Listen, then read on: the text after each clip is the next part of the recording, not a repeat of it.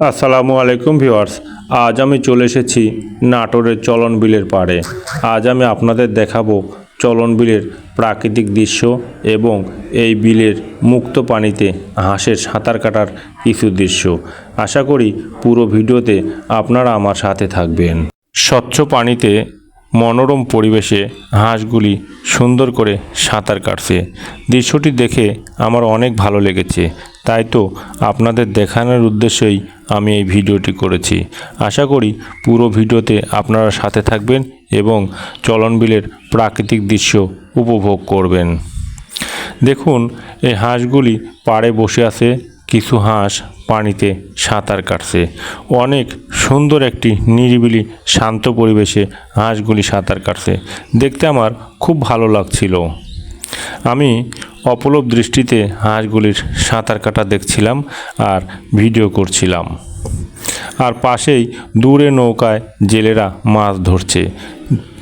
পাড়ে একটি ছোট্ট ডিঙ্গি নৌকা বাঁধাও আছে।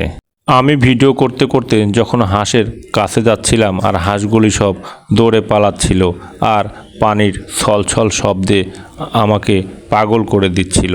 আমাকে অনেক ভালো লাগছিল এমন একটি দৃশ্য। আর হাঁসগুলি দলবদ্ধভাবে সাঁতার কাটছে। আমি একেবারেই পানির কিনারায় চলে গেলাম আর হাঁসগুলি আমার যাওয়া দেখে তারাও দূরে সরে যাচ্ছে। এপার পাশে একটি খেয়া জাল উঠানো আছে, পাশে একটি ডিঙ্গি নৌকা বাঁধা আছে। এমন একটি প্রাকৃতিক দৃশ্য সত্যি অনেক দিন দেখি নাই, তাই তো মনোযোগ দিয়ে দৃশ্যগুলি দেখছিলাম আর ভিডিও করছিলাম। আর হাঁসগুলি দলবদ্ধভাবে সাঁতার কাটছিল। দৃশ্যটি আমার কাছে অনেক ভালো লেগেছে। দেখুন, হাঁসগুলি কত সুন্দর সিঙ্গেল লাইনে তারা সাঁতার কেটে দূরে যাচ্ছে। এপাশে কিছু ডিঙ্গি নৌকা বাঁধা আছে আর একটু দূরে দেখা যাচ্ছে একজন জেলে তার খেয়া জাল দিয়ে মাছ ধরছে। এটিও আমি আপনাদের দেখানোর চেষ্টা করব ইনশাল্লাহ। আপনারা সাথে থাকুন আর এই স্বচ্ছ পানিতে হাঁসগুলির সাঁতার কাটা দেখতে থাকুন। হাঁসগুলি দলবদ্ধভাবে সাঁতার কাটতে কাটতে একেবারেই বিলের মাঝখানে চলে গেল। আর এই খেয়া জালটি বিভিন্ন অঞ্চলে বিভিন্ন নামেই পরিচিত। আর এই খেয়া জালের যে জেলে আছে, জেলেটির এই ডিঙ্গি নৌকাটি ধারে বাঁধা ছিল। পাশে একটি জেলে ভাই তার খেয়া জাল দিয়ে মাছ ধরছিল।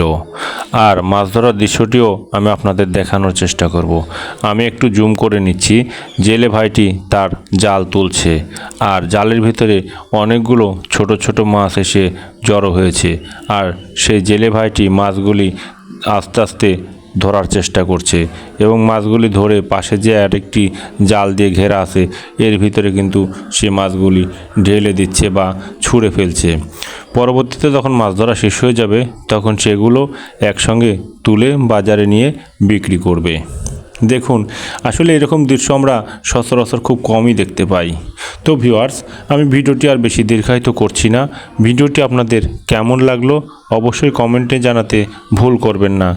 ভালো থাকবেন, সুস্থ থাকবেন আর ভিডিওটি শেয়ার করে অবশ্যই পাশে থাকবেন।